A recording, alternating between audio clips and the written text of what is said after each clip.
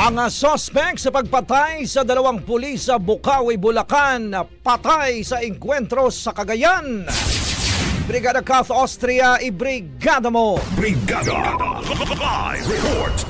Nasawi ang sospek sa pagpatay sa dalawang pulis sa Bukawi, Bulacan matapos makipagbarilan sa mga otoridad sa barangay Bakagan, Bagaw, Cagayan kahapon.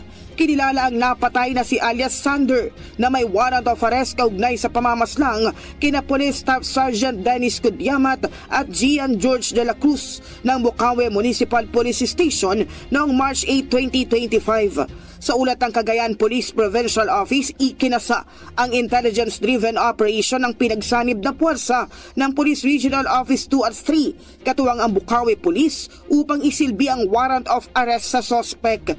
Sa gitna ng operasyon, bigla umunang bumunot ng baril si Sander at sumigaw ng "Di ako papahuli ng buhay." Saka nagpaputok, dahilan upang gumanti ng putok ang mga operatiba na naging sanhi ng kanyang pagkamatay. Na-recover sa pinangyarihan ng insidente ang isang Glock firearm na pinaniniwala ang armas ng isa sa mga pinatay na pulis.